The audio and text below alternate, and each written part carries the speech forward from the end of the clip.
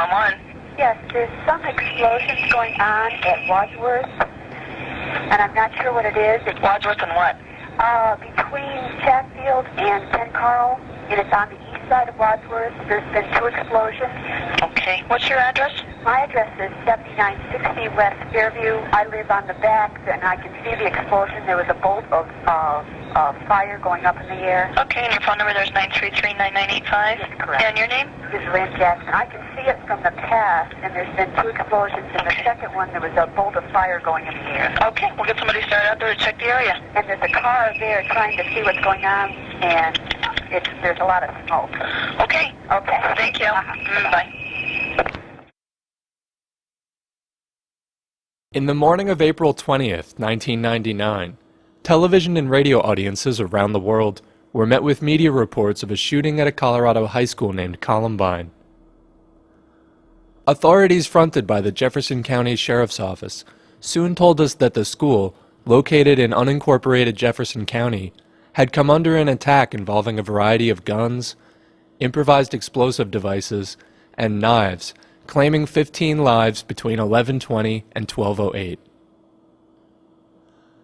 In the hours following the school's evacuation, the Western corporate media ran interviews with students and teachers who had witnessed the attack, in which reporters probed them for emotional reactions.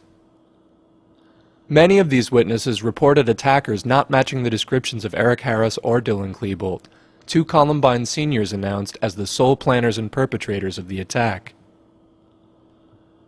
The reports also mentioned attackers appearing in groups of 3 or more, and in places where Harris and Klebold never were. Independent journalists picked up on these and other incongruities in the information coming out of the Littleton area and posted them on the websites of 1999. The Jefferson County Sheriff's Office, amid pressure over the long delay in publishing their investigation's findings, released a report in May 2000, including over 11,000 pages of lead sheets, ballistics and eyewitness reports, and other attack-related media. The length of these reports did not lend them to rapid digestion, and the 9/11 attacks and overall shift in the American political climate of 2001 obscured many of the pressing domestic troubles facing America. Perhaps the dust of the Twin Towers has settled enough by now for the people of the world to take a fresh look at the attack launched on Columbine.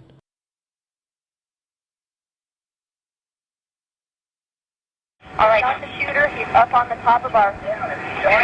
They've got the shooter? They've got the shooter cornered. He's cornered. Football field behind the shed on the back half of our school.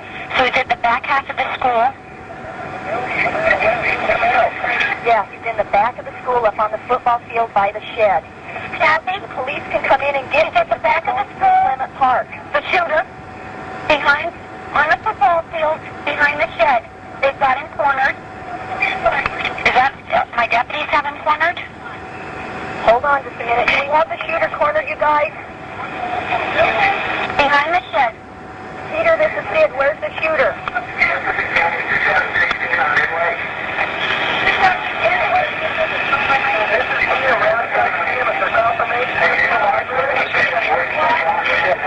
Now they said he's gone to the library. He's in the building. By 11:30, Harris and Klebold had officially thrown pipe bombs into the school's parking lot, shot and killed Rachel Scott and Daniel Rorbo, exchanged gunfire with law enforcement authorities, wounded several students and teachers, and moved inside the school through the cafeteria. Once there, they allegedly shot Dave Sanders, who later died in a classroom awaiting medical aid that never arrived. Harris and Klebold were then said to have moved to the library, where by 11:45 they had allegedly killed 10 more students, moved through the science room areas, and back downstairs into the cafeteria, where they allegedly spent about 15 minutes attempting to detonate explosives.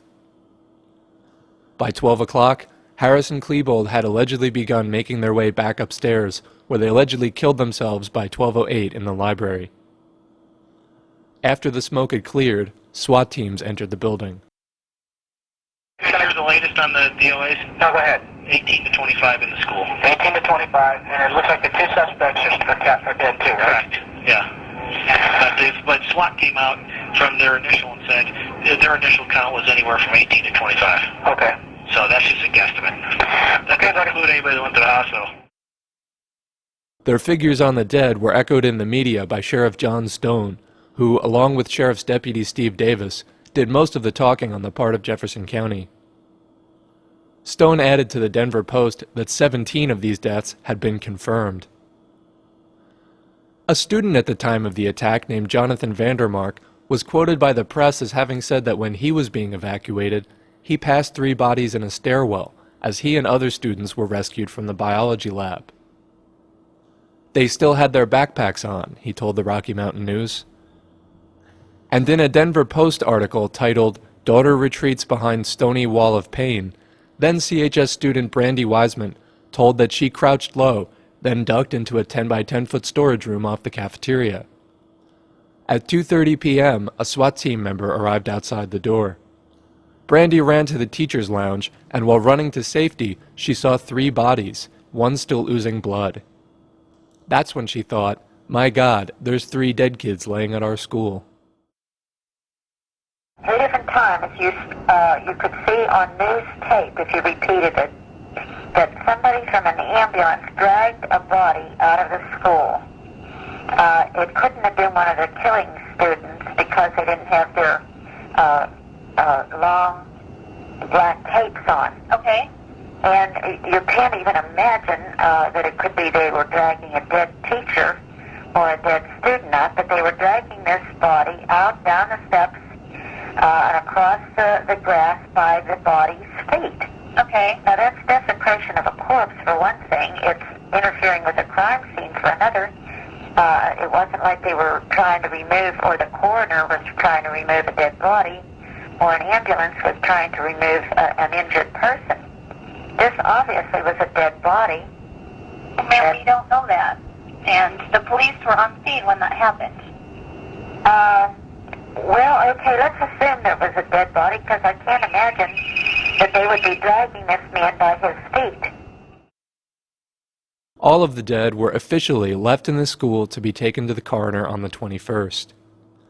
Among them were the alleged planners and perpetrators, Eric Harris and Dylan Klebold.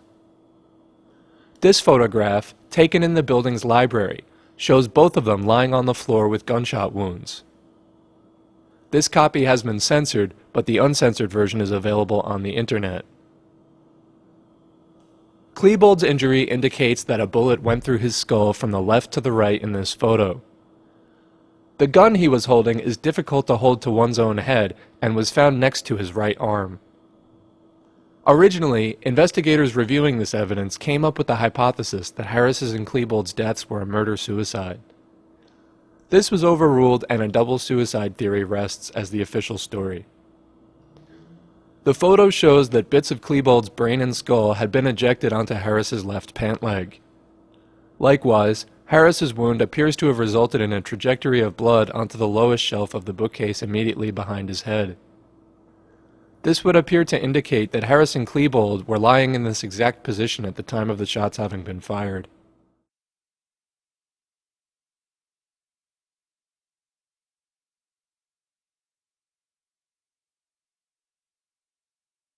Officially, the time of their deaths was set between 12:05 and 12:08 p.m. by government sharpshooters looking in the windows of the library.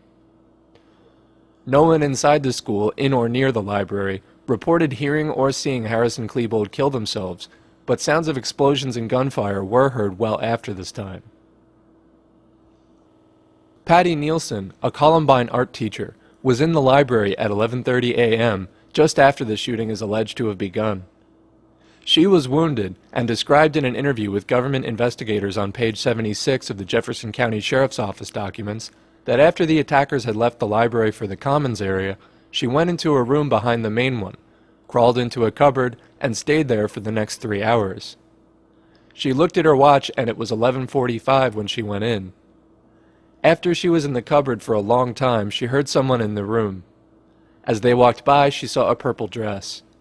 She opened the door and saw 2 women whom she identified as Lois Keene and Carol Weld. At around 1 o'clock, Lois and Carol left the room. Nielsen stayed in the room in the cupboard. Within minutes of Lois and Carol leaving, there was some more gunfire. The gunfire was very close. She described it as being a small, short burst.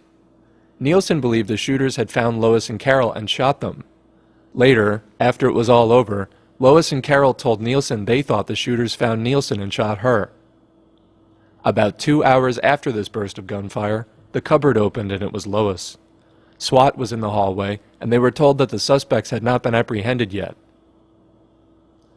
Keene told investigators writing on page 453 that it was sometime between 1 o'clock and 1:30 when she and Weld went back into the RNN, Columbine's audiovisual department, sound booth.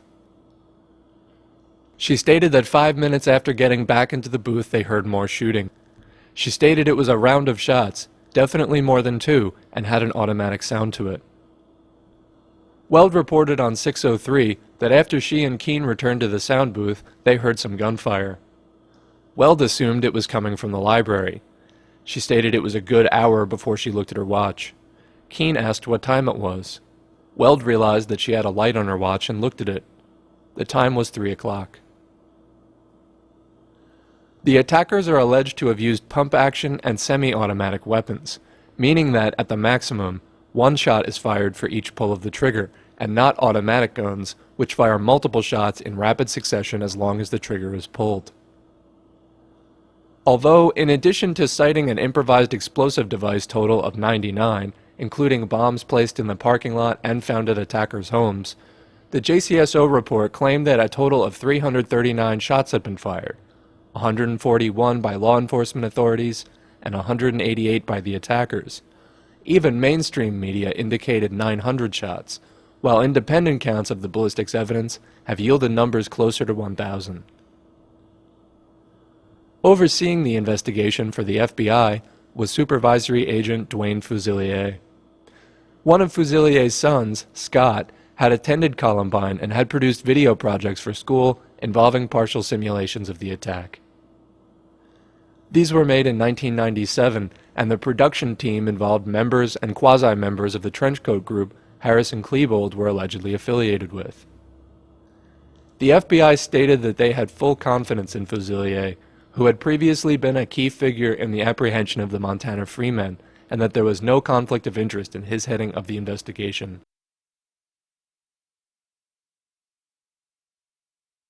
Did anyone here in your group see the shooter? I did. We did.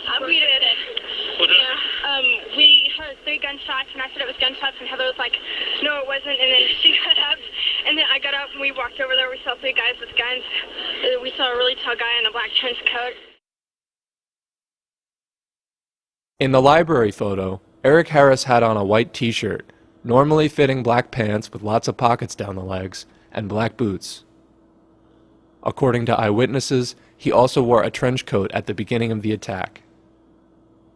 Harris was known to have had light brown, closely cut hair, and to have stood approximately 5 foot 10 inches in height. He was of thin build and was described by eyewitnesses as a shooter throughout the reports. Pictured in the same image, Dylan Klebold, shown on the right, wore normally fitting black pants and black boots also, with a black t-shirt and black baseball hat turned backwards. He was also described as having worn a black trench coat earlier in the day, stood approximately 6 foot 3 inches tall, was of average build, had brownish red hair several inches long, and was named by many eyewitnesses. On May 6, 1999, then CHS student Ashley Egland gave the following statement.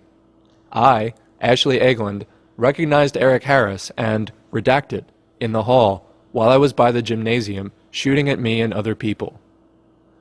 In the government reports, wherever a witness identifies someone besides Harris or Klebold by name as having been an attacker, the name has been redacted in accordance with state of Colorado law. In a few places, however, a name which was required to have been redacted has been left visible.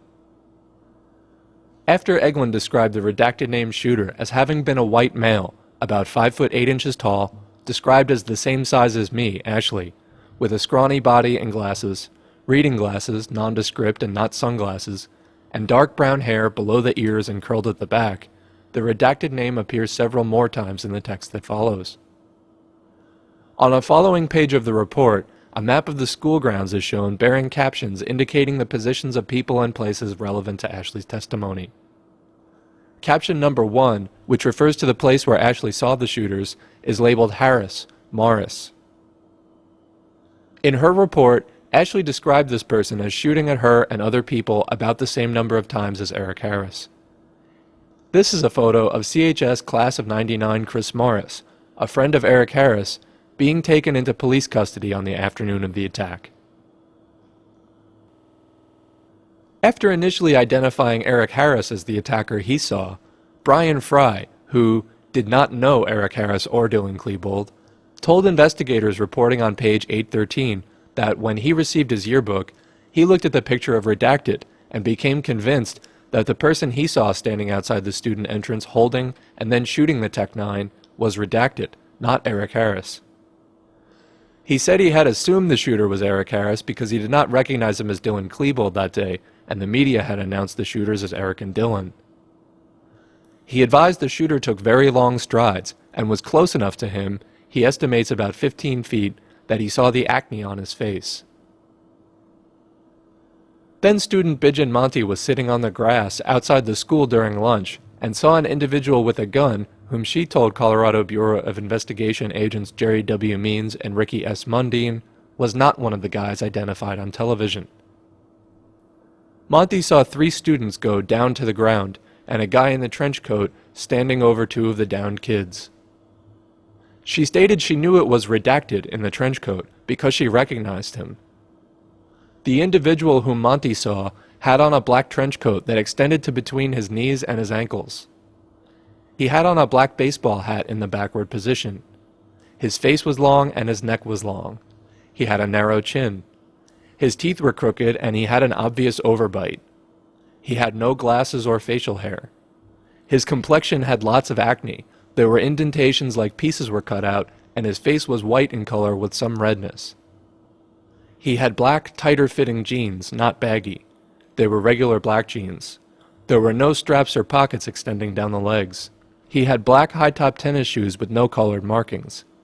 She stated they were not boots because the toes and overall shape was a tennis shoe. Monty later added that the coat the attacker was wearing was folded back in the front and it was not leather. She stated it was made of a cloth material, but it was not denim. Monty, who was somewhat familiar with some of the trenchcoat mafia members, even was able to identify the shooter by name. Monty got a good look at the attacker as she watched Redacted for approximately 30 seconds. She stated when she first saw the gunman and the kids on the ground, she thought it was a joke. She might have thought this because the Tuesday of the shooting was Columbine's senior prank day, something which led not just Bijan, but many students, to initially mistake the sounds of gunfire for a prank and even cheer them before realizing what was going on. The day was also Adolf Hitler's 110th birthday, the day after the anniversary of the 1993 Branch Davidian fire in Texas and the 1995 Oklahoma City bombing, as well as what might unofficially be called National Marijuana Day. Bijan was positive the man with the gun standing over the 2 kids was Redacted. She stated she could recognize Redacted and that is whom she saw. She stated she could see his complexion was rough with acne and she could see his messed up teeth and overbite from where she was standing. Monty was asked if there was any doubt in her mind whom she saw. Monty stated there was no doubt, it was Redacted. Investigator P.J. Doyle wrote on page 4083 that then student Caitlin Place saw a person coming down the stairs on the outside. He was shooting a rifle. He was tall and he had a long-shaped face. He was wearing a trench coat. Kate said, "It was Redacted. I'm almost positive of it. I remember looking him dead in the eye. He was in my debate class for a little bit, either the end of the last semester or the beginning of this one." She then stated that she recognized him as Redacted. Kate said that Dylan kind of looks like Redacted, but Dylan doesn't have the long face. Redacted teeth are messed up, and he was smiling, and I saw his teeth then. Kate said that she has since seen pictures of Dylan Klebold and Eric Harris, and she said it's not one of them. On page 4465, we read that then student Lacey Smith opened her yearbook and pointed out Redacted picture. She stated that his appearance has changed from that picture, that now he has long hair and his face is really broken out. In addition to the long coat, Redacted is described as wearing a white t-shirt, black jeans, black leather shoes like Reeboks, and that he has big feet. Smith recalled that about 3 days prior to the incident, she and Redacted bumped into each other in the hall, and he stepped on her foot and they both fell down. She said he was wearing a long trench coat, but described it as not too long on him because he's so tall. She said she has some difficulty making things out at a distance, but that she did not have any trouble identifying Perry when he walked past her. The officer asked Smith how sure she was that the person she saw and spoke with was Redacted. Her response was 100% sure. The officer then showed Smith a photo lineup which included a picture of Dylan Klebold and asked her if the person who walked past her was in the lineup. She said he was not in the lineup. Crystal Arculeta reported on page 2364 that at the beginning of the attack, she observed a male party wearing a trench coat, a black ball cap turned around backwards, very tall, that Crystal believed to be a student that she knew as a Redacted. Crystal observed the party in the trench coat throw one pipe bomb on the hill above the cafeteria. When asked by Detective Demmel how she knew it was Redacted, she said that Perry was pigeon-toed and that the person was walking that way, in a very distinct pigeon-toed manner. She thought he was wearing tennis shoes, but was not exactly sure about that. Then student Tessa Nelson told an Officer Brooks that she thinks the individual she saw with the gun might have been Redacted because she knew what Perry looks like, and said that this individual looks very much like Redacted. Brooks asked Tessa if she had been close enough to this individual to pick him out of a photo lineup.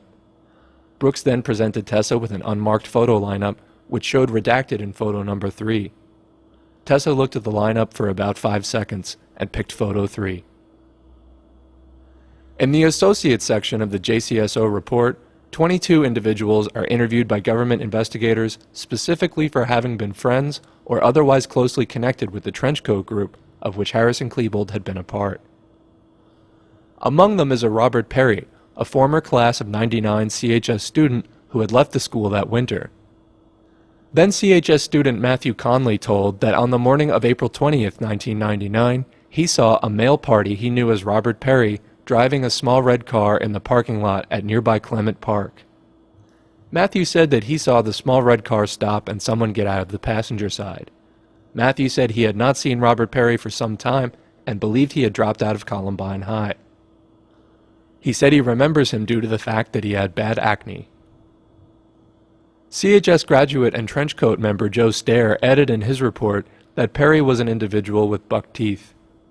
And Bijan Monty had reported to government investigators that the trench coat worn by the individual with the acne and messed up teeth whom she saw was made of a cloth material but not denim.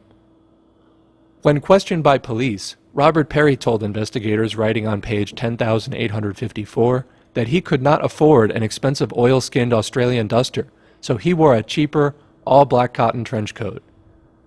And furthermore, that he was the only member of the TCM who wore an actual trench coat. The rest of the members wore an Australian duster.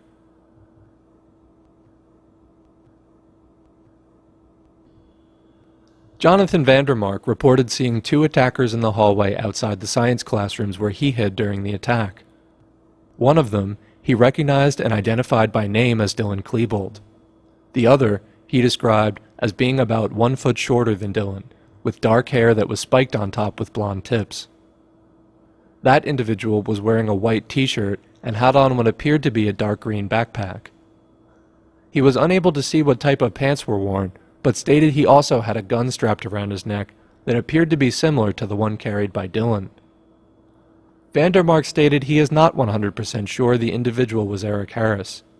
He could not recall seeing Harris around school prior to the incident and did not think the gunman resembled the photograph shown by the media. He then stated it was possible that the individual was Harris, and he just looked older than the photos. Several other witnesses describe an individual of this type, in the same place and with Klebold. Then student Aaron Walton said on page 2242 of the report, "I was in the science room, heard gunshots, thought it was a senior prank. We heard gunshots getting closer. We saw 2 guys standing in the doorway, backs to us, heard them fire 2 to 3 shots.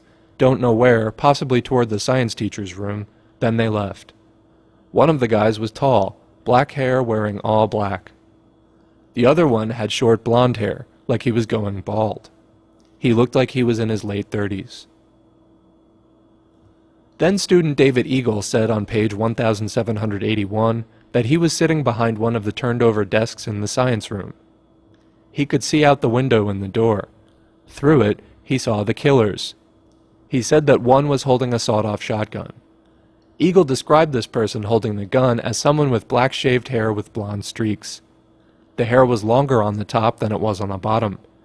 Eagle said that the person he saw did not look like the people, Harrison Klebold, he seen on television.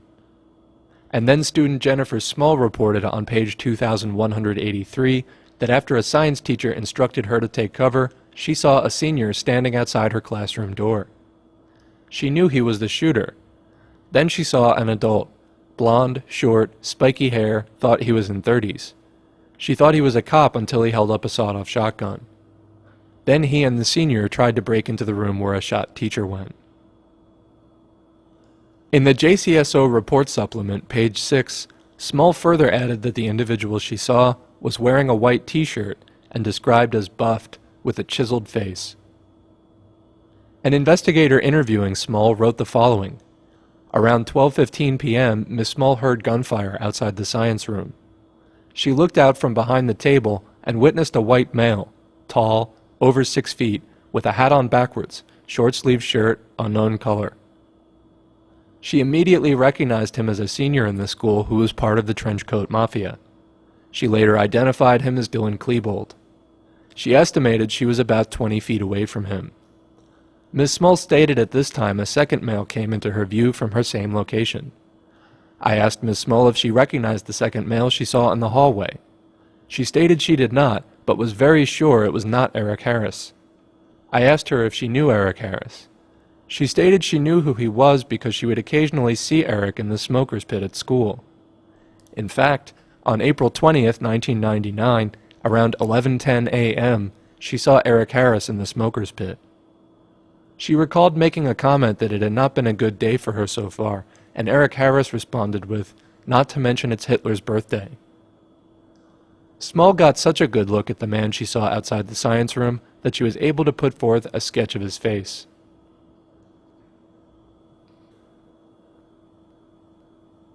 The investigator's report on Jennifer goes on to say that immediately after leaving the smoker's pit, she, Jennifer, was walking toward the administration area near the telephones.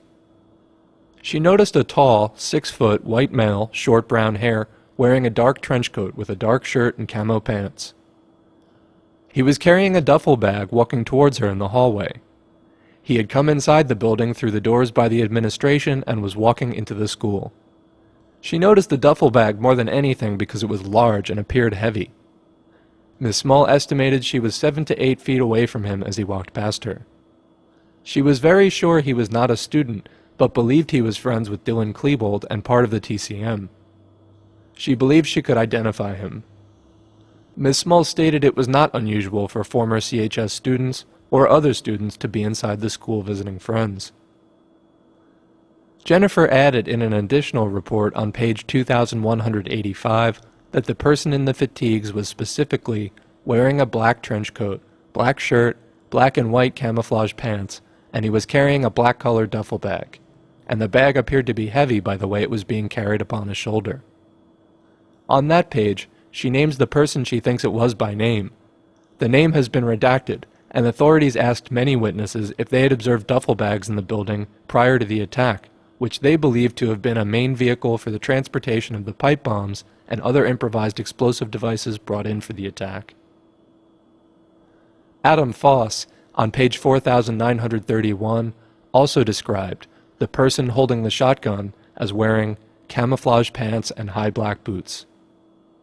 And on page 4691, it's reported that at approximately 11:15 a.m., immediately after then-student Patrick Vassar sat down with his lunch, he saw 4 or 5 individuals in black walking away from the school.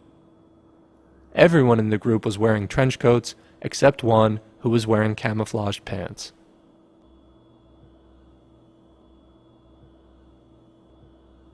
About midway through the early part of the attack, 3 young men, one of whom was a former student at Columbine, were arrested in a field near the building. They were said to be members of a culture known as splatterpunk, a variation of punk culture whose adherents are especially interested in morbidity and violence. All three of them wore camouflage pants at the time of their detainment, but none of them are of the black and white variety. According to statements made by John Stone, these individuals, Matthew Christensen, Matt Accard, and Jim Brunetti, told police that they were curious about the shooting after hearing about it on the radio and decided to sneak up on the school through a nearby field to have a look. Stone responded that the attack was not being reported on the radio at that time. All of what exactly was exchanged between police and the three remains uncertain, but they were released. At the minimum, they were temporarily used as a diversion by a sheriff not wanting to explain who Chris Morris was or why he had been put into the back of a police car. Sheriff, there was a suspect or someone in handcuffs hanging down. It's not safe here. Can you tell us about that? We had three individuals that were ascending upon the school wearing kind of military camouflage fatigue type things. They were detained, and it appears they are associates of these gentlemen, or good friends of these gentlemen that I don't want to call them gentlemen, these people that perpetrated this atrocity here today. We're talking about someone dressed in black who was taken away. Yes, yes. Is that a suspect? This is still under investigation. We're not sure what relationship he had to those people inside, but he was a very good friend according to the information. According to FBI Special Agent Matthew S. Harris, writing on page 656, on the morning of the attack, then sophomore Jake Apodaca went to the cafeteria. Just prior to the 11:15 bell, while sitting at a table near the south window, he saw Dylan Klebold walk into the room through the southwest entrance. Klebold was dressed in all black, black boots, black trousers, black shirt, a black trench coat, and was wearing a backwards hat with a Boston Red Sox emblem. Apodaca and his friends walked out of the southwest exit of the cafeteria toward the soccer fields. He heard what sounded like a string of firecrackers going off and turned toward the school and saw two white males crouching along the northwest corner of the cafeteria. One person was dressed in a white short-sleeved t-shirt and blue jeans with no weapon visible. The other person was dressed in all black, black trousers, black shirt, black trench coat, a black beret, and was wearing what appeared to be a black mask. He did not recognize either of these individuals since one had on a mask and the person in the white t-shirt because he was crouched down with his back to him. Apodaca saw the person in the white t-shirt throw an object about the size of a soda can on top of the library. This object appeared metallic since it looked silver in the sunlight.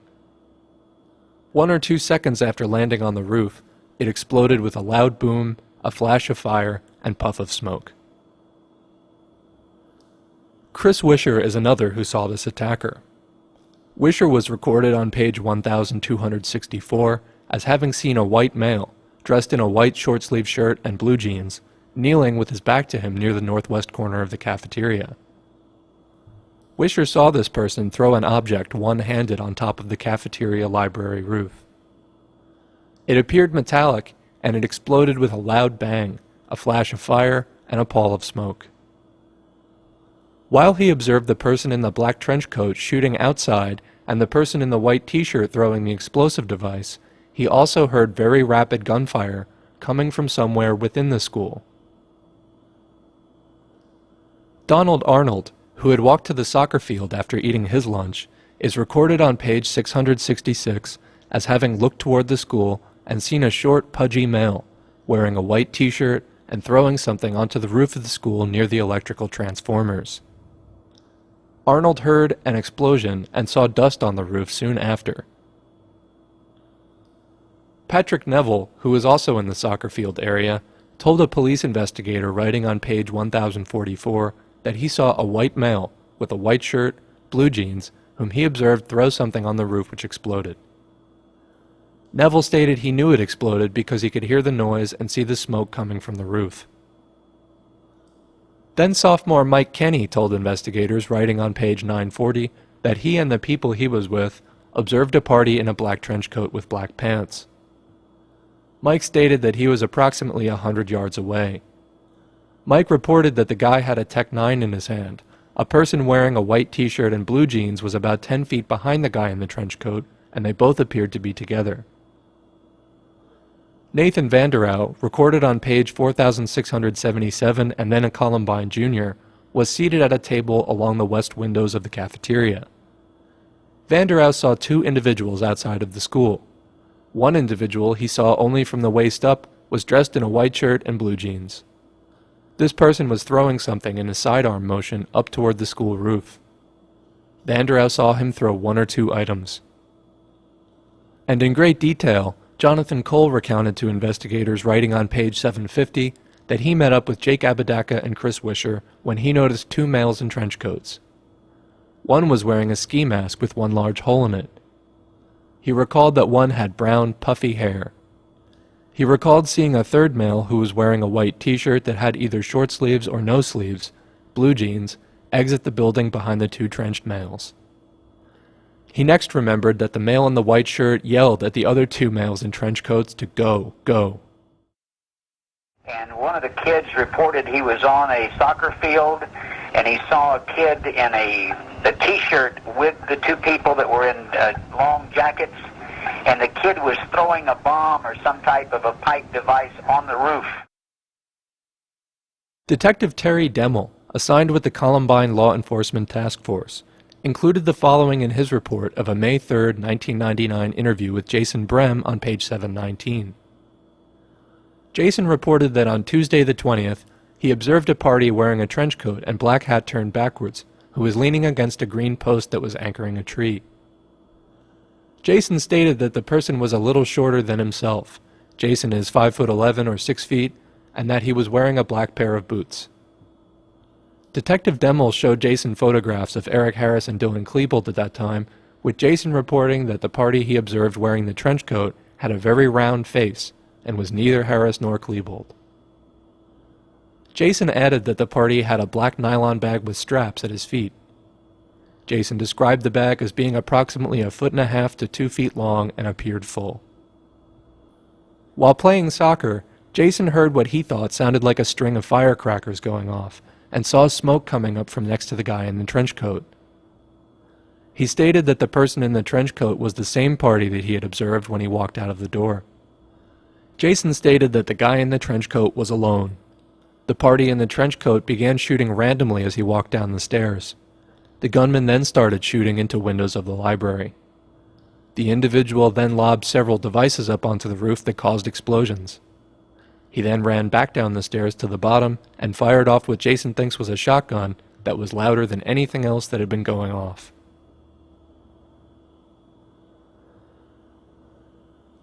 According to an investigator named Vandenkamp, writing on page 4010 of the report, then student Renee Pavalainen witnessed a lone white student running toward the inside stairs in the cafeteria about 5 to 7 feet away from her. The student was wearing a black jacket. The student had ear-length brown hair and no hat. She believed he was about 5'6" tall. Pavalainen told Agent Wright that she believed the student was firing a weapon while running. She believed this because the pop-pop noise became louder as the student ran by them towards the steps. In reference to her description of the acne-faced shooter, a government investigator asked Pigeon Monty if the person she had witnessed holding the gun was wearing tight pants or baggy ones. This question may have been asked to disambiguate the shooter from this one, described by Stephanie Duffy on page 2919. Duffy described the person in the cafeteria as a male, tall, about 6 feet, wearing baggy black pants, a red shirt, and a black trench coat. She did not recall seeing a hat. She stated that this person was holding what appeared to her to be a double-barreled shotgun. She stated there was nothing in particular about him that was distinctive. She stated that she has seen numerous pictures of Eric Harris since the incident and does not believe that this is who she saw that day. Lisa Forgan, one of the last students to exit the cafeteria, also saw an attacker wearing an orange shirt and speaking German, whom she did not believe was either suspect seen on TV or in the paper, but felt she may be able to identify him.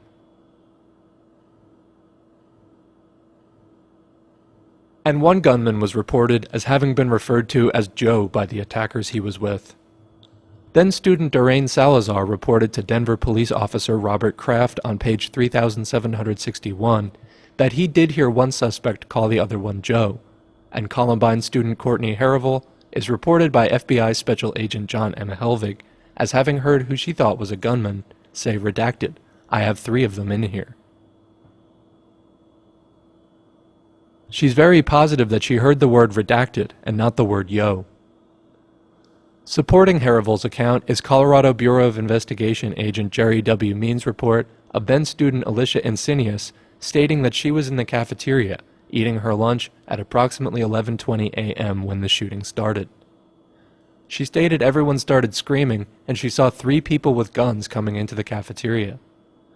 Ms. Insinius stated that one of the gunmen had a long black coat and she did not recognize him. She stated the other 2 shooters were a current student and a student that had graduated last year. She did not know their names. Ms. Insinius stated as the gunmen were walking around the cafeteria and the stairway, she heard one of them say, "Redacted, where are you? I got 3 of them," this being the same exchange heard by Harrival. Insinius' statement was also recorded on a police lead sheet, indicating that Insinius had specifically heard the gunman say, "Joe, where are you? I got 3 of them." The reports of attackers not identified as either Harris or Klebold, and who, in some cases, are actually identified specifically as other individuals by name, go on, not all of them containing redaction slip-ups. Harris's and Klebold's official paths through the school take them from the parking lot, through the cafeteria, up the stairs, into the library, back down the stairs, back into the cafeteria, back up the stairs, back into the library, and to the coroner's office. At least 2 of the participants in the attack on Columbine were witnessed in none of these places.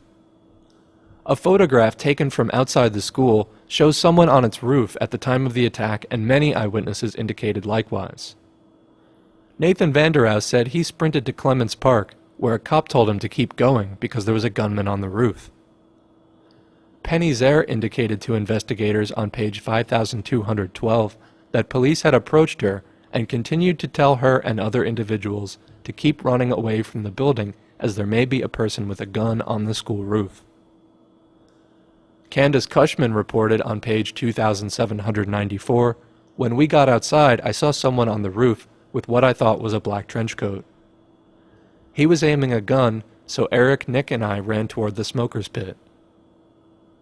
And Michelle Fox said that upon exiting the doors, she began walking in a northwest direction on the gymnasium's north side, where she saw someone standing on the roof of the gymnasium along its north side, approximately 15 yards from its west side. Michelle said that this person on the roof was holding something that was long and appeared to be pointing it northward, as recorded on page 5196. Law enforcement authorities have stated that this person was alternately a repairman who got caught on the roof during the attack and clamped the door shut behind him, in contrast to the door actually having been wide open, or it was SWAT team members on the roof.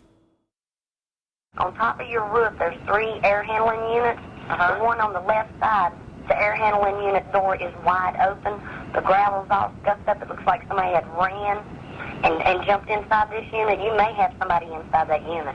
Okay, These units are never left where the white and yellow truck is? Yes. The 3 air handling units. And which one is it? It's the one on the left front. But they've been only one up there with the door open. And I mean, we do this, with our company. We know about them. You never leave these doors open, and one is wide open. Another shooter was seen outside the halls of Columbine that day in a nearby park called Weaver, located just up the road from CHS. 2 witnesses, Jake Apodaca and Chris Wisher, told investigators that they spotted a gunman in the bushes of the park, ducked down with a shotgun. Wisher later told classmates that his reports were blown off by the police.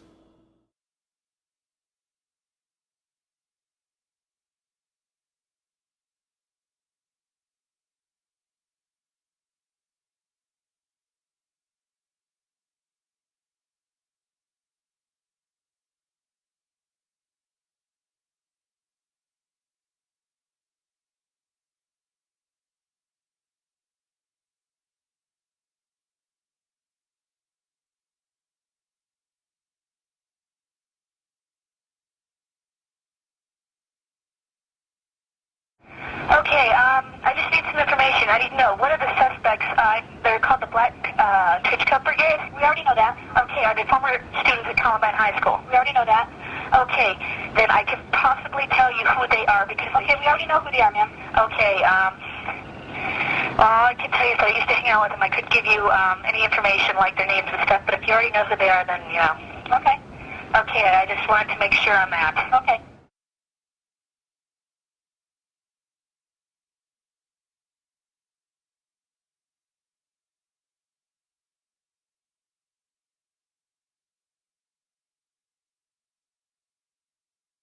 Then Principal Frank DeAngelis was quoted in August 2000 as saying that there really was no trenchcoat mafia, and even if there was, Harris and Klebold didn't associate with the people who wore such clothing, and that there had been no suggestions of plans for an attack like the one launched on 4/20. The TCM was described as a tight-knit group who covered for each other and went out of their way to intimidate other students. According to Kristen Long, there were definite signs that something could happen. She described the Trenchcoat Mafia group as staring you down if they passed you in the hall and you weren't their friend. She stated the group really tried to alienate themselves from others. Adam Kyler reported to investigators that around Christmas 1998, kids in black leather trench coats threatened him, telling him they were going to kill him if he went to class, and if he told anyone about the threats, they would shoot him. Kyler added that the one giving him the trouble was Klebold, but others were present while it occurred.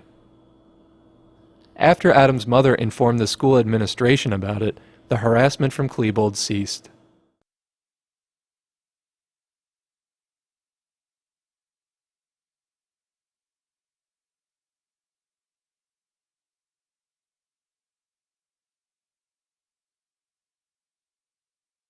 CHS class of 2001 and one-time TCM member Alex Marsh said she left the group in about December of '98 because of their propensity for violence.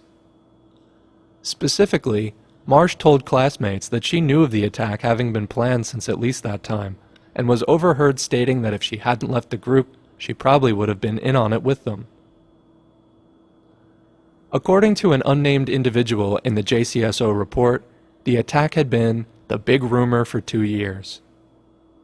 And Martin Middleton, who had been in the Jefferson County area in the mid-90s, at that time encountered an individual talking about the attempted bombing that would take place on Hitler's 110th birthday, who also told him that the Trenchcoat Mafia which would be attempting it was not just a bunch of lonely depressed kids, but something much larger.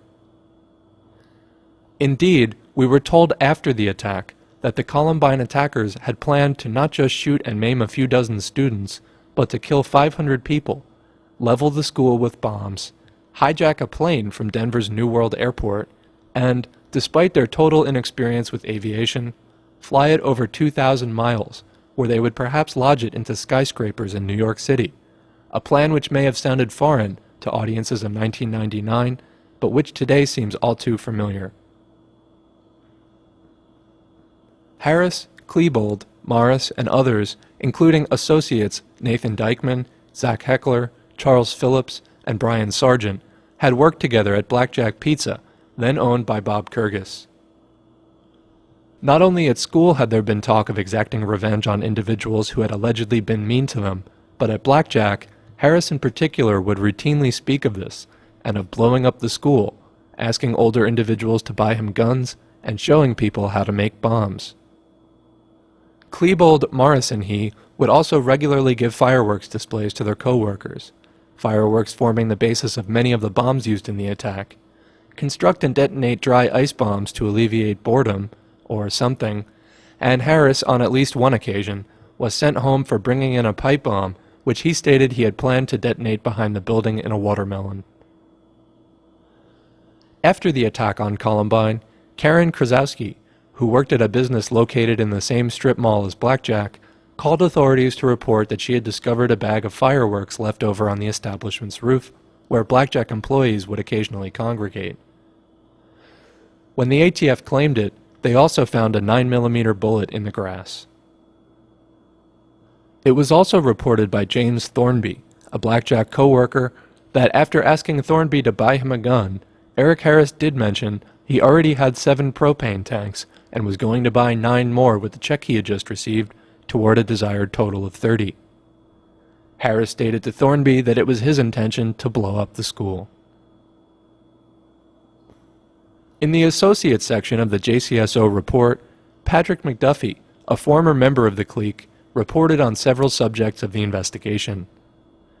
He gave the following report at about 9:30 p.m. on the night of April 20th. McDuffie described a list of about a dozen teenagers, including Eric Dutroux, Dylan Klebold, Joseph Stair, Charles Phillips, John Beachman, Eric last name unknown, Eric Harris, Chris Morris, Eric Alt, and Robert Perry. All of the young men on the list were then CHS seniors, recent graduates, dropouts, or expelled. McDuffie stated that he, like Alex Marsh, had left the group because of their desire to commit violence.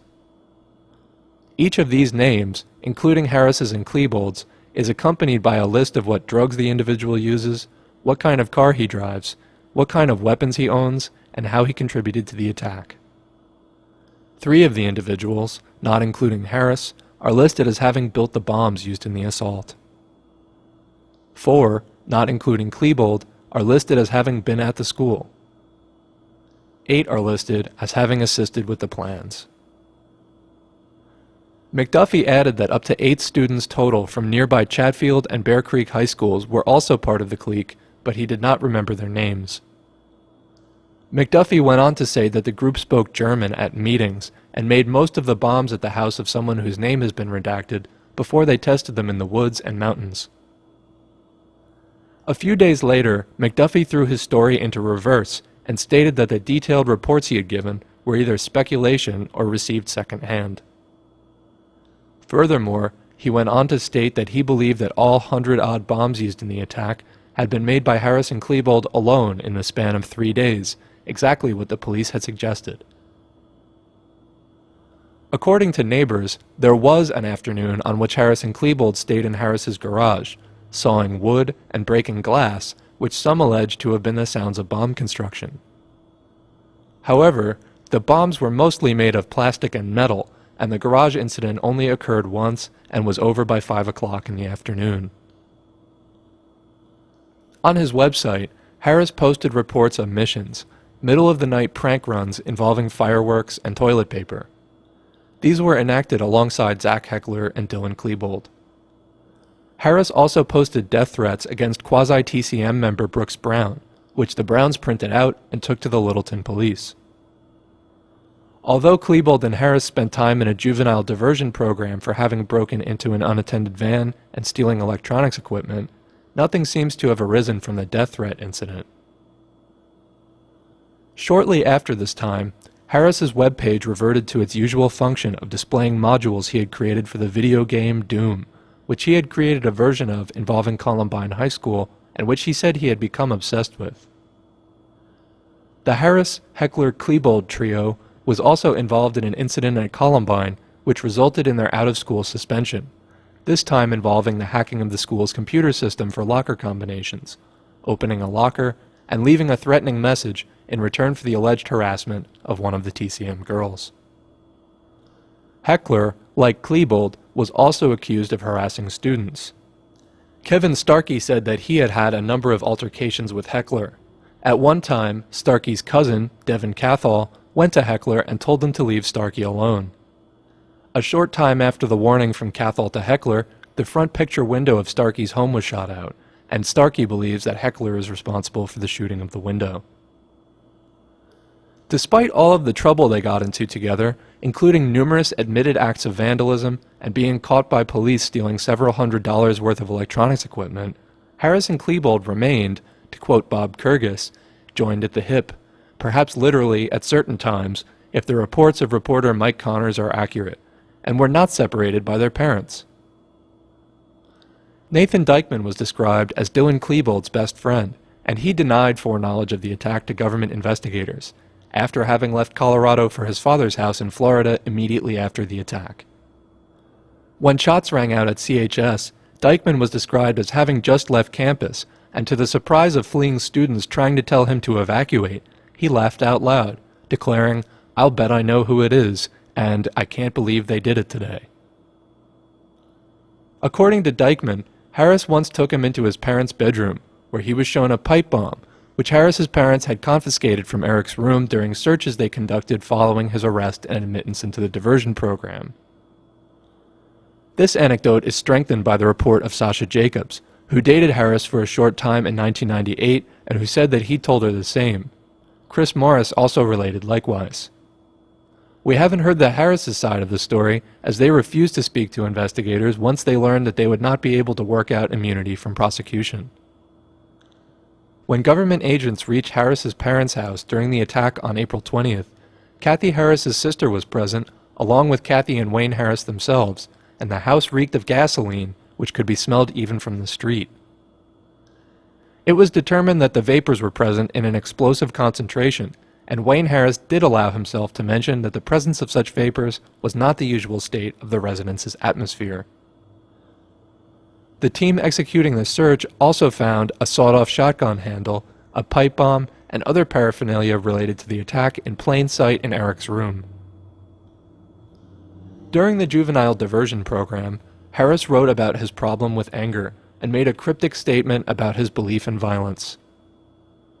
For all of the psychobabble the public was subjected to from this or that psychological expert, Harris, a psychiatrist, who had been writing him prescriptions for various psychoactive chemicals, including Zoloft and Luvox, was never put before a microphone. Doctor-patient confidentiality protects the contents of therapy sessions, but is precluded by admissions of plans to commit crimes, and precedent does exist for action to be taken against psychiatrists who knowingly allow their patients to continue despite such confessions. In 1983, for example, Dr. John Hopper was sued to the tune of $14 million by then-Secretary of State Jim Brady and Secret Service agents for having made the mental condition of the son of Bush family business colleague John Hinckley Jr., worse, and failing to heed signals by his patient that he might try a political assassination. According to drug fact sheets and a lawsuit filed by attack survivor Mark Taylor, some of the Luvox's possible side effects are quite adverse, including homicidal and suicidal behavior, along with emotional blunting or a deadening of empathy.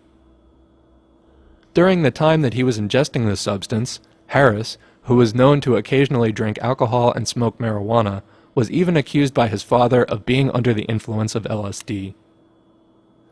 According to unsourced reports by researcher Brian Desborough, at the age of 10, Harris allegedly used to complain to his friends that he was being drugged at the Plattsburgh Air Force Base where his father worked until its official closure in September 1995. Dylan Klebold had also changed considerably over the summer before his senior year when, as a former friend of his put it, he went to the long hair and everything else. Klebold's parents allowed his descent into strange clothing styles and musical selection, they said, as long as he could articulate his decisions on why he was making the choices he was. His father, Thomas, explained to government investigators that it was his belief that his son being able to do this was part of his becoming an adult. Just because someone could articulate the thought process he or she used to commit heinous acts doesn't validate them, nor does it nullify their need for correction. In addition to school videos featuring Harris and Klebold starring as hitmen hired to protect high school students of low social status, Dylan wrote a story in an English class which caused the teacher to pull him aside, and also to notify his parents and a school counselor. The story featured godlike, heroic assassins murdering the athletes at a high school. Klebold's parents were not concerned, and Klebold himself said that it was just a story. Whereas Eric Harris and Dylan Klebold are apparently no longer among the living, CHS-TCM co-founder Chris Morris reported that he began wearing the trench coat to create an ominous or threatening appearance, and that, in the 1997 to 98 school year, up to 100 students were doing the same. By the following year, the number had dropped to a dozen or so, and Morris himself shed the trench coat while continuing to wear a dark green, black-looking beret as a matter of course. Morris assisted government investigators in attempting to rope Blackjack Pizza employee Phil Duran, who had bought guns for Dylan Klebold, into the government's net by placing a phone call to him from the FBI office in Denver. He was eventually cleared of all suspicion by authorities, and according to his girlfriend, Nicole Markham's mother, considers himself a victim of the attack for the damage it's done to his name. Ashley Egland is one CHS student who named Morris by name as having been a shooter during the attack, but according to Morris, he was off campus playing Nintendo at the house of Corey Friesen. Friesen, a co-founder of the CHS TCM, is the son of CHS chemistry teacher Kent Friesen, who showed his students how to make a potato launcher type of weapon by using explosive chemicals. Morris added to his lab partner during the lesson that it would be easy to convert the device into a pipe bomb with just a few adjustments. TCM co-founder, 1998 CHS graduate, and 2007 suicide Joe Stair, who, despite his statements to police that he had seen the TCM group only once or twice since he left high school, had been asked several times by CHS staff to stay away from the campus since he had already graduated, described Morris as having a severe anger problem. Morris, who knew how to use a variety of weapons, including medieval weapons, had reportedly pulled knives on several people during the years before the attack on Columbine. One of the people he reportedly did not get along with was Robert Perry, another of the reported attackers. On April 11th, Perry began working a graveyard shift in an area supermarket, but did not work on April 19th or 20th. Perry, his family, and neighbor all claim that at the time of the attack, Perry was at home, asleep, and was awoken by his mother at about 11:30 a.m. to view news broadcasts about it. Perry says that he then got dressed in his black trench coat, smart if true, and went to the school to check on his sister Liddy. This may not have been an unusual occurrence for Perry, who, like Joe Stair, was reported to have spent significant amounts of time on the grounds of CHS following the end of his enrollment there. Many witnesses who described or named Perry as having participated in the attack, and in particular, who described his noticeable acne, were goaded by government investigators to, quote, understand that the attacker they had seen was actually Klebold. As stated earlier, Perry somewhat resembled Klebold, but with a longer face, crooked teeth, a noticeable overbite, pigeon-toed gait, and massive zits.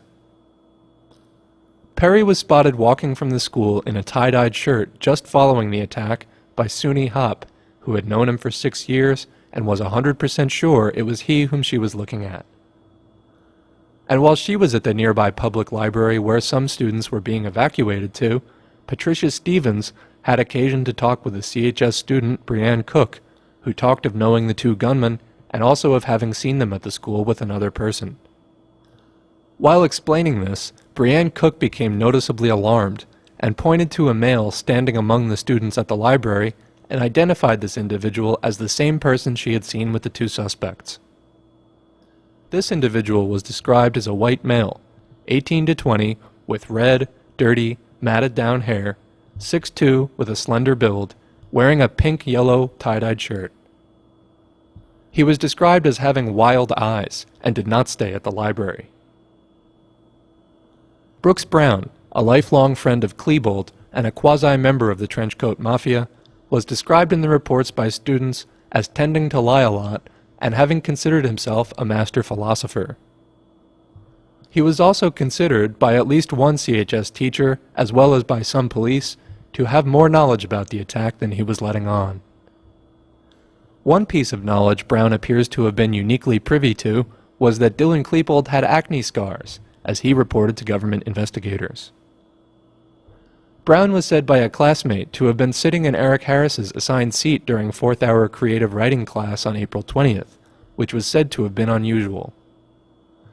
Brown stated that he ran into Eric Harris outside the building at about 11:10 a.m. on April 20th, the end of Columbine's 4th hour and the beginning of A lunch. This was supposedly Brown's first knowledge of the attack. In December of 1998, Lori Reynolds was in first-hour choir class with Brooks Brown and 2 other subjects when she overheard Brooks tell Robbie, last name unknown, and Zach, last name unknown, that something big was going to happen on April 20th. And in addition to being a singer with the choir, Brown played in a band. Sometime prior to the attack, he had approached a fellow classmate about designing an album cover for one of his group's recordings. That individual declined, but the final product was a cover depicting Columbine High exploding. Interestingly, Brown was also a part of the production team for the video Scott Fusilier was working on, which depicted the destruction of Columbine High School. Just as none of Harris's vocalizations of the TCM game plan were taken seriously, Brown told the media regarding this video that it was a parody, done in humor. Speaking of things which aren't very funny, in an article titled Columbine 5 Years Later, Brown unveiled Thomas Klebold and himself as the reason why Michael Moore made Bowling for Columbine, an anti-gun propaganda movie which, despite its title, had little to do with details of the attack on CHS. For instance, the title, Bowling for Columbine, implies that Harris and Klebold had gone pleasure bowling on the morning of the attack, when score sheets from that day indicate that they did not attend their 0-hour, preschool day Columbine bowling class at AMF Lanes. Brown, whom reportedly no one at Columbine liked, said, "I was chilling with Tom and Sue," Klebold, who had just served him some strawberry shortcake, and Tom said, "You know who would be great to get out here? Michael Moore. Go on his website, it has his email. I can't do this because our lawyer won't let us, but that would be awesome." I sent Michael Moore an email and said, "I'm this kid from Columbine, you might have seen me on the news. I'd really like to talk to you for a couple of minutes and see if you'd want to come out and do a movie on Columbine." So Tom Klebold's the reason Bowling for Columbine happened.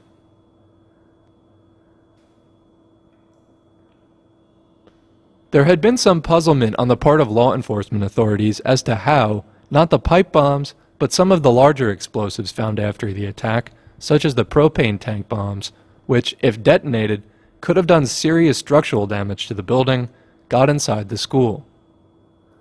Perhaps the green-haired, non-CHS student seen talking to Dylan Klebold at the after-prom party had something to do with it.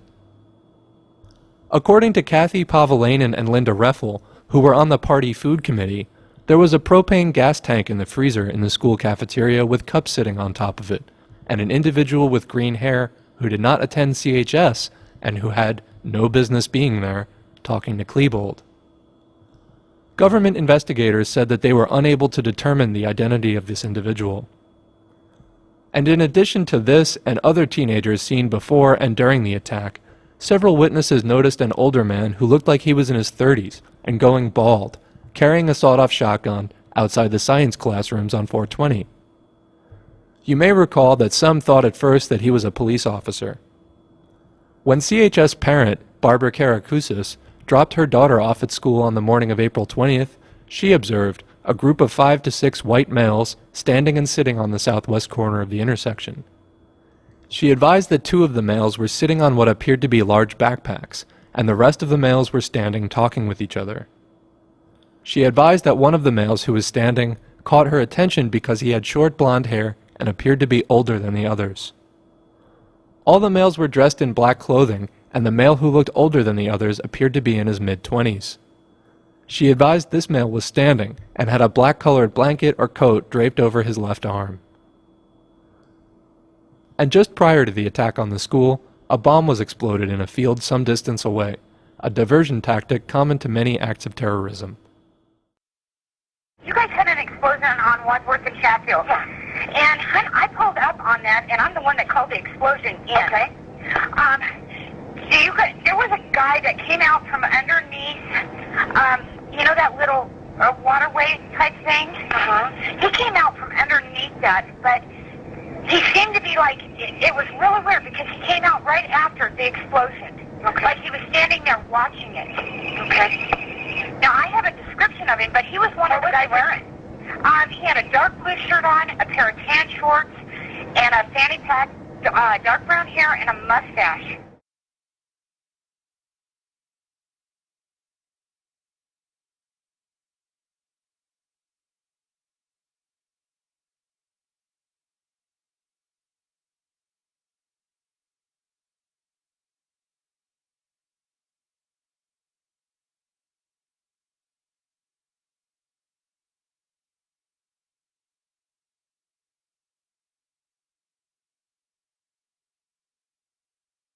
While he was talking to government investigators, CHS Class of '98 and TCM member Eric Alt confirmed that the TCM talked about setting bombs around the school and blowing up the school, and that they talked about how it would be fun as a senior prank to ride through the school on dirt bikes with guns and shoot it up. Alt also told them that the group was into satanic worship, and that when the groups got into a fight, the mafia group would chant satanic verses as they walked by the jocks. Whatever Robert McDuffie's impetus for dropping the potato on the CHS TCM in his report, an unnamed individual in the reports called up accounts of a Denver area culture well outside the bounds of humanity. This individual, who attended another high school in the area, related that he had been to parties attended by goths and trenchcoat mafia individuals in their 20s across the area, and that most of the trenchcoat mafia individuals were out of school, and that there were not very many who were still in school. He stated that they were into bloodletting, cutting, and violence. He was also questioned on sexually explicit photographs found in his backpack, which were homosexual in nature, and stated that he had been to the house of an individual known to some in this circuit as Pedophile Bill, a homosexual man who was, quote, not nice sexually, and had given him these pictures and also showed him photo albums which made him sick to his stomach. The albums, he said, contained sexually explicit photographs of small children up to the age of 14. Joe Stair was said by shop classmate Andy Perlman to have carried a book with him which he referred to as the Devil's Bible, and to have mentioned that he worshipped the devil. Stair, along with TCM member Eric Dutroux, were playing a card game in the Columbine cafeteria one day when they got up from their table and began harassing other students by getting in their faces and saying, "Satan loves you." Many students were upset by Dutroux's behavior. Stair and Dutroux then began kissing each other in front of the entire cafeteria. In disgust, Paul Matten went to their table and pushed all of their playing cards to the ground. Later that summer, Matten began receiving death threats on the telephone. He would answer the phone, and an individual would say that he was going to kill Matten. German music was playing in the background. TCM co-founder Tad Bowles explained the trenchcoat phenomenon as that the group just started wearing them to stay warm. Likewise, the term trenchcoat mafia was said to have innocently originated from an outsider who jokingly asked those wearing the coats, "Who do you think you are, the trenchcoat mafia?" As a cultural phenomenon, however, psychotically violent individuals in trenchcoats was not something confined to Littleton, nor to Colorado, despite such claims to the contrary, a fact which makes the reports of TCM associates jumping all over each other in anxiety of being able to prove themselves the first to have worn the coat in Littleton all the more colossal a tragedy. In fact, it had appeared all over America in the mid-1990s, the same time that it happened in Littleton, as almost anyone in their teens or 20s at that time could tell you. This cultural meme, perhaps a grotesque mutation of the often gang-related, juvenile delinquent or bad boy black leather jacket, was pushed in mainstream commercial venues on an international basis. Even then Vice President Al Gore got into the act when he visited Jefferson County for the Columbine Memorial Ceremony. Several of these examples, including The Crow, released in 1994, Blade, 1998, and The Matrix, which debuted just before the attack on CHS, had particularly mystical or occult-themed storylines. Boyd Rice, a founder of the Luciferian group, Ordo Lapsit Exilus, and a magister in the Church of Satan's Council of Nine, declared that such films are indeed evidence of the resurrection of an occult tradition he refers to as the Arcadian mystique. Chris Morris, who was alleged to have reported to a classmate at CHS that he didn't follow God's commandments, but Satan's commandments, and that we were all characters in a video game being controlled by someone else, might have been of the same opinion.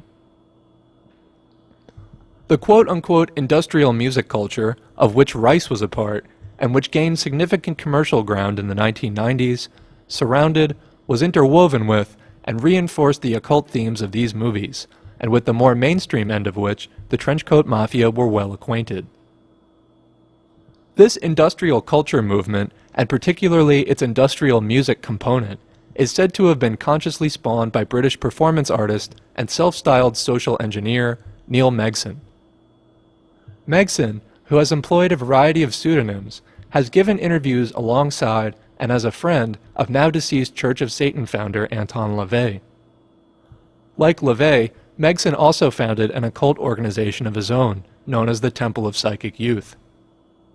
Called Topi, the temple is an offshoot of a deconstructionist occult movement known as Chaos Magic, a movement created in the 1970s which has noticeably given rise to the Order of the Illuminates of Thanateros, which takes its name from those of the gods Thanatos, Greek for death, and Eros, a sexual god, sex and death being primary drives of the human psyche. The Illuminates of Thanateros, or IoT, Initiate's Manual, titled Liber Null, declares that its organization is one along a millennia-old lineage, dating back to the earliest shamans, and is dedicated to twisting the unconscious desires of humanity through lies, trickery, and magic, or advanced, and often subtly exercised, psychophysiological manipulation. The aim of this process has been to lead humanity away from our natural, timeless origins along a progression through several ages of an increasingly complex system of money, religion, and professional politics, the proposed end of which is a perpetual age of chaos, an aim bearing remarkable similarities to the dialectical materialism propounded by Marx. The age of chaos is to be a permanent dark age, characterized by the death of what is decent and natural within humanity, and in which occultism and magic are to reign supreme as the dominant mode of interpreting reality.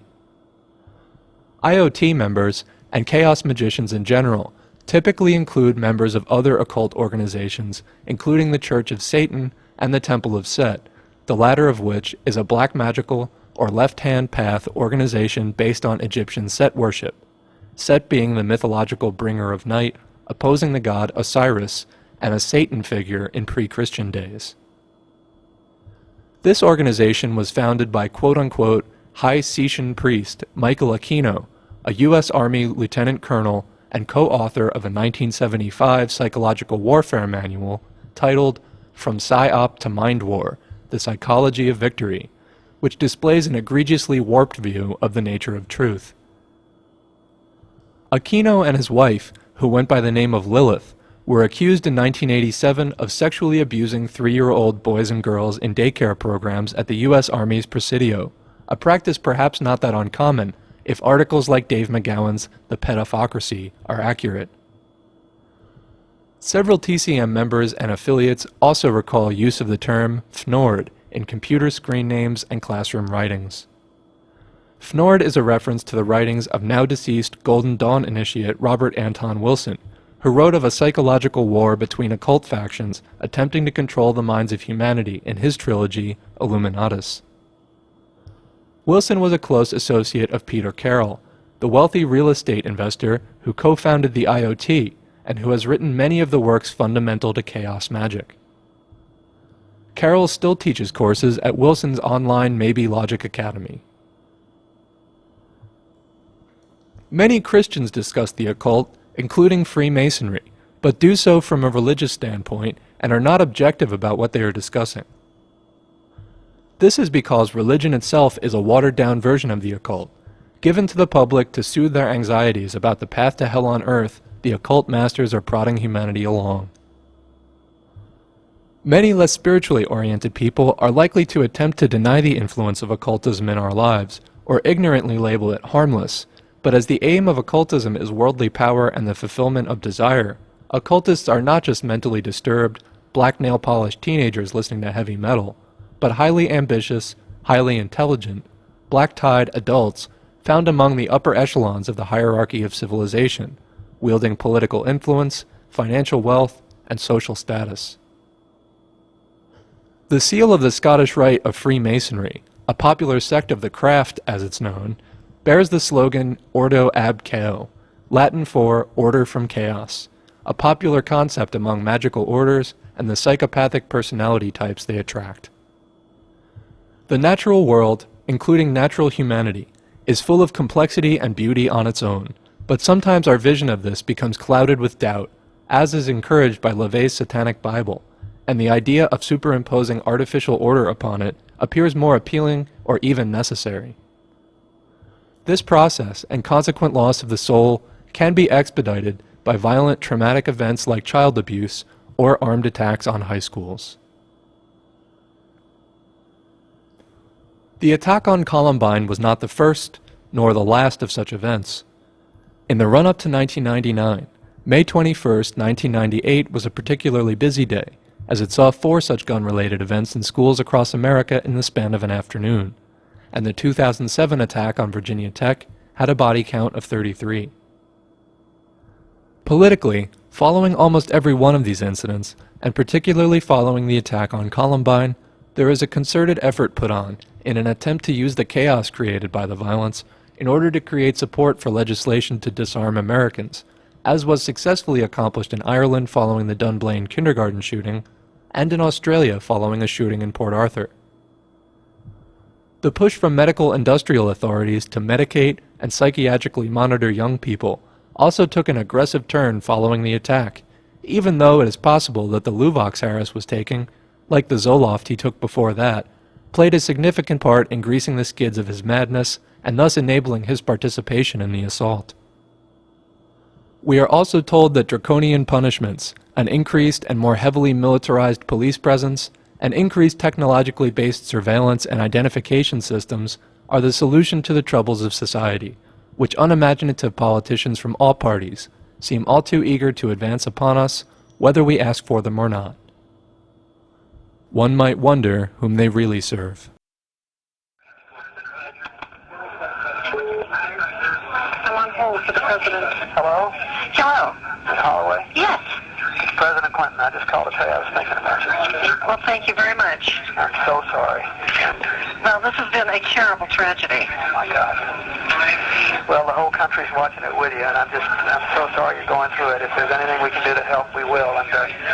Well, actually, hopefully, even though this is a terrible tragedy, maybe we can turn this into the very last one to ever happen. Yep.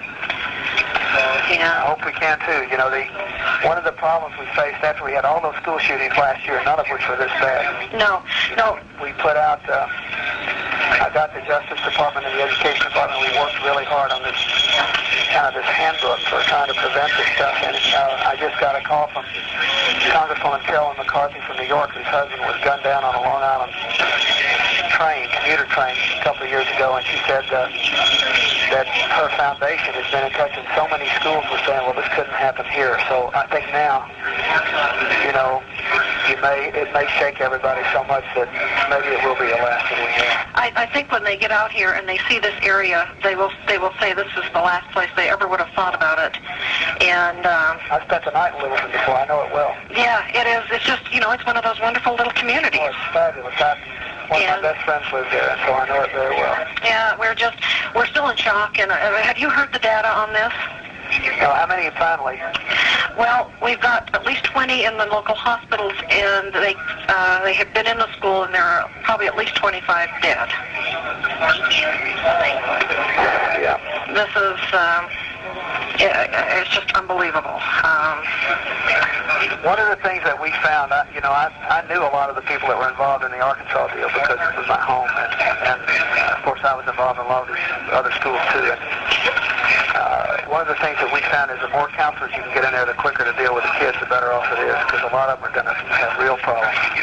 Yes, we've seen them just, I mean, of course we know how we are. We're all shook up. I mean, this thing is just unbelievable. Those poor kids that were held in there, some of them were held in there for a long time before they could be rescued to get out. And you're going to have a lot of kids that knew those two boys who heard them say things. They're going to feel guilty. They're going to wonder if they said something or done something where the others be alive, and it's just going to be a horrible mess. We've got a lot of people in this crisis response team. If we could send you any of those people, you let us know. We'll all, our people will be in touch with you. But anything you can do to help. But I think that one thing I learned in these 4 or 5 terrible incidents we had last year is that the more of these kids you can convince to talk to somebody more quickly, people that are trying to deal with them, the more you will minimize their long-term trauma. Well, great. I appreciate that, because we've got quite a few on way. Well, in fact, we've got some down there. We've got others who are on their way to help. And, it's organized chaos right now. And, but we appreciate it. We would really be happy to work with you to see if maybe we can't stop this, if we can find what is wrong in our country.